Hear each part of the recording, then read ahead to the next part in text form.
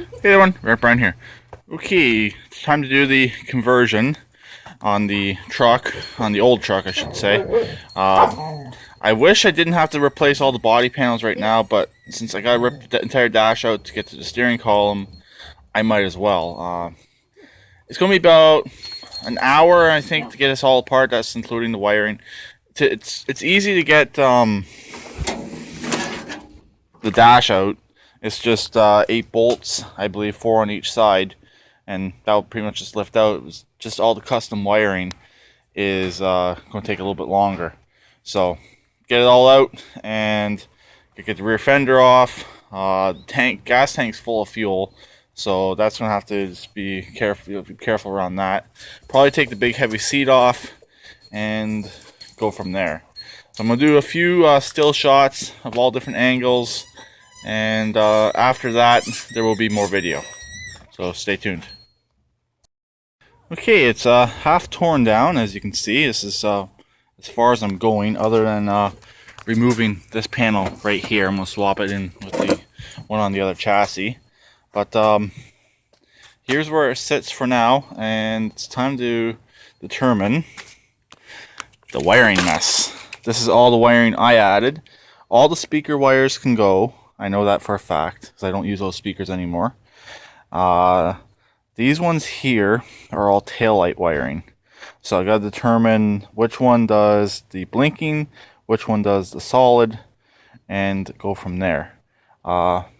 Constant feed right here. Don't remember what that one's going to. That could actually be going to the taillights, I think. I don't think that. I'm pretty sure I wired the taillights back to the front, because I didn't want to put them in with the rear lights. I wanted it on as a separate circuit. So I'm going to have to determine that.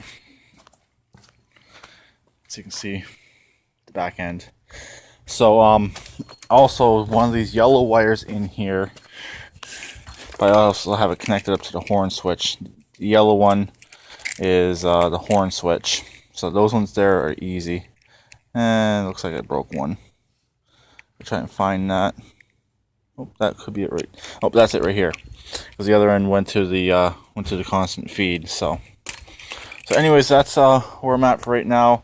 I resorted to unhooking the throttle and choke. It was easier than leaving them in there and wrestling around with them. So they're out. So the next step is to determine the wires and put the new steering box in. Here's the old one.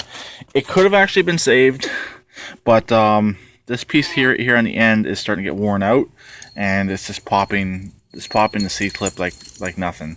So, and also it's pretty worn out to begin with from only having one washer in there for quite a while, because I couldn't get in there to put the second washer in and the C-clip, and I pulled it apart about a month ago. And I was able to fix that, and I got through another month. But it was time for it to be replaced, and it was getting pretty worn. It was pretty sloppy.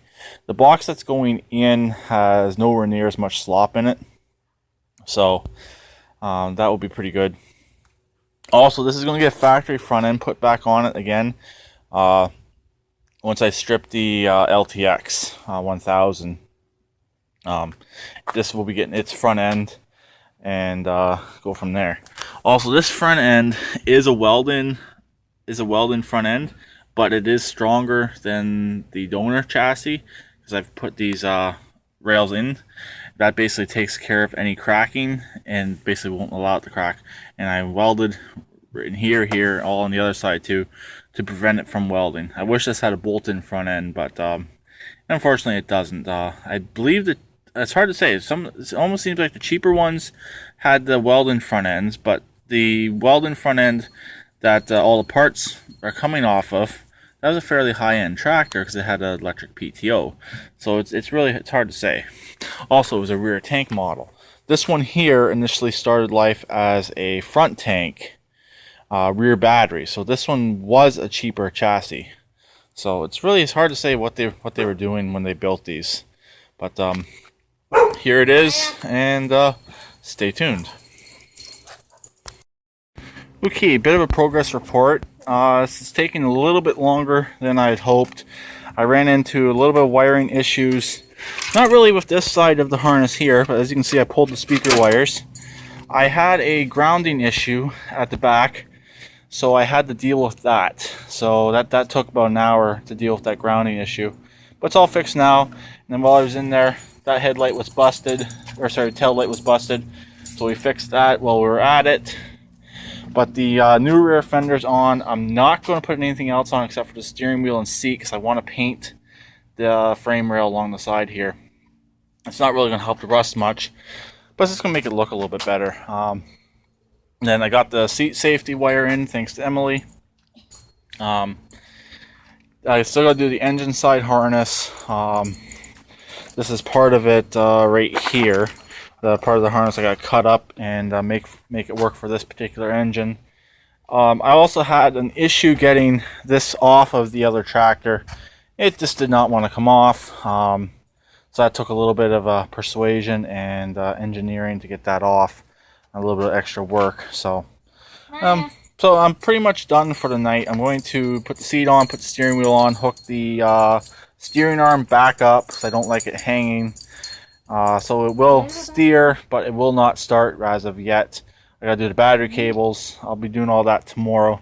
So most likely I won't get to the diesel this weekend. It's Thanksgiving long weekend, so I won't be getting to the diesel. I noticed a small crack up in here, but it's actually not that bad at all. Nothing to really worry about. I gotta figure out where I'm putting my my oil temperature, or sorry, my oil pressure. Probably right here. Putting my choke back in here because I left all the mower stuff alone. So as I was saying before, I want to be able to use this handle here as a hand grip while I'm driving. I kind of missed it on not having it on this particular tractor, so I left it. So I guess that's pretty much it. That will pretty much conclude this video. So all the stuff in the rear is good now. Once I found the ground issue, it was actually quite easy to find, and I had to put a wire in there. So just had to remember how I had it all wired, and I got it all figured out pretty easy.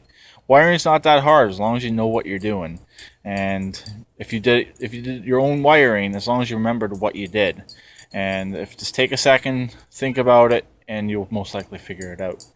So I'll talk to you later. Please keep redneck like always, and please try and comment.